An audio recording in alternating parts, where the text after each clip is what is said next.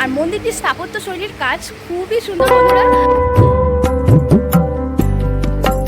নমস্কার বন্ধুরা, তোমাদের অনেক ভালোবাসা দিয়ে আমি লাবণী আজকে আরেকটি নতুন ব্লগে তোমাদের স্বাগত জানাই। আজকে আমি চলে এসেছি 57 ফুট উঁচু একটি শিব মন্দিরে, যেটা এই মন্দিরটি কিন্তু এত উঁচু মন্দির এখানে কোথাও নেই। ঠিক ব্যাসদেব বাবার দিকেই নন্দী মহারাজ তাকিয়ে আছেন। ব্যাসদেব বাবার দর্শন নিতে তোমরা কিন্তু এই মন্দিরে চলে আসতে পারো। আর চলছে এখন শ্রাবণ মাস, শ্রাবণ মাসের প্রত্যেকটা সোমবারে কিন্তু এই মন্দিরে ভক্তের সমাগম মানে চোখে পড়ার মতো ভক্তের সমাগম থাকবে। আর মন্দির প্রাঙ্গণ কটা থেকে কটা পর্যন্ত খোলা থাকবে সেটাও আমি তোমাদের বলে দেবো, তো পুরো ভিডিওটা তোমরা স্কিপ না করে দেখতে থাকো। আর মন্দিরটির স্থাপত্য শৈলীর কাজ খুবই সুন্দর বন্ধুরা। তো চলো, আর মন্দিরের প্রবেশ পথেই রয়েছে তোমরা মানে টেরাকোটার কাজ, যা টেরাকোটার কাজ এখন অনেক মন্দিরে দেখা যায় না, যে নতুন মন্দিরগুলো তৈরি হচ্ছে সেগুলো পুরনো মন্দিরে প্রথমত দেখা যায় যে টেরাকোটার কাজগুলো। তো চলো তোমরা সেটা দেখো একটু। টেরাকোটার কাজের মধ্যেই কিন্তু বিভিন্ন রকম ইতিহাস ফুটিয়ে তোলা হয়েছে। এখানে রাম রাবণের যুদ্ধ, কৃষ্ণলীলা সব কিছু কিন্তু এই টেরাকোটার কাজের মধ্যে ফুটিয়ে তোলা হয়েছে বন্ধুরা। আর মন্দিরের ওপরেই দেখো সর্প অঙ্কন করা আছে।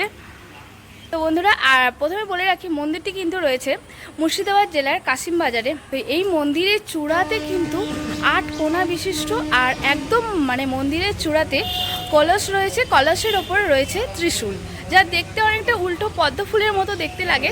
আর পদ্ম ফুলের পাপড়ি রয়েছে তার নিচে চূড়াতে। তো পুরো মন্দিরটাই তোমাদের আজকে দেখাবো, তো পুরো ভিডিওটা তোমরা দেখতে থাকো।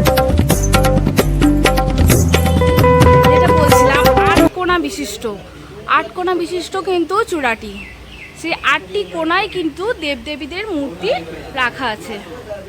আর পুরো মন্দিরের এরকম গায়ে কিন্তু মা দুর্গা, মা কালী, রাধা মাধব, এই যে গণেশ ঠাকুর, এরকম সমস্ত দেবদেবীর মূর্তি কিন্তু অঙ্কন করা রয়েছে। আর ঠিক মন্দিরের প্রবেশ পথের ঠিক পাশ দিয়ে এরকম রয়েছে প্রদক্ষিণ করার জন্য সরু রাস্তা করে দেওয়া হয়েছে।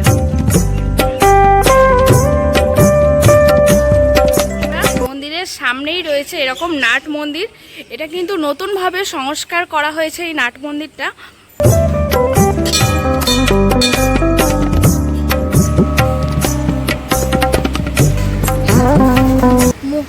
মূল প্রবেশদ্বার এটি, আর মূল প্রবেশদ্বারের ঠিক পাশেই রয়েছে এরকম হরগৌরীর মূর্তি। ঠিক মূল মন্দিরের সামনেই রয়েছে হরগৌরীর মূর্তি। আর এই পথ দিয়ে তোমাদের মূল মন্দিরে যেতে হবে। আর মন্দিরের যত্ন দেখাশোনা করার জন্য লোক নিযুক্ত আছে। আর মন্দিরের টাইমটা দেখে নাও, সকাল 6টা হইতে দুপুর 1টা, আর বিকেল 4টে হইতে রাতে 8টা পর্যন্ত কিন্তু খোলা থাকে। আর প্রতি সোমবার কিন্তু সকাল 6টা থেকে দুপুর 2টো পর্যন্ত খোলা থাকবে। এরকম সব সংস্কার করা হয়েছে।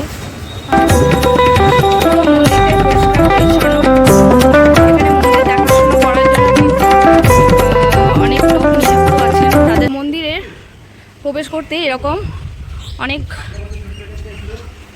বাবা ব্যাসদেবের জন্য ঘন্টা এখানে রাখা আছে। প্রত্যেকটা ঘন্টা তোমরা এরকম করে বাজাবে।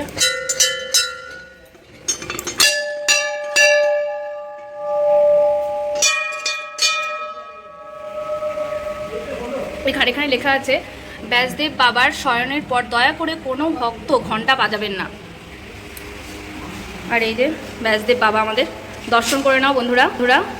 তোমরা ব্যাসদেব বাবার দর্শন পেতে চাইলে চলে এসো মুর্শিদাবাদ জেলার কাশিমবাজারে এই ব্যাসপুর মন্দিরে। তোমরা আসবে কি করে? শিয়ালদা বা রানাঘাট থেকে লালগোলার ট্রেনে তোমরা চলে আসতে পারো বহরমপুরের পরের স্টেশন কাশিমবাজারে। আর স্টেশনের একদম নিকটেই এই মন্দির, তোমরা টোটো বা হাঁটা পথেও চলে আসতে পারো।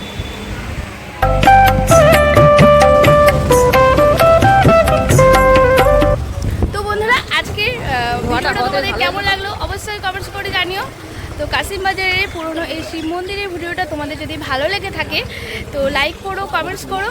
আর চলো আজকে ভিডিওটা আমি এখানেই শেষ করছি। তোমরা ভালো থেকো, সুস্থ থেকো, আবার ফিরে আসছো একটা ভিডিও।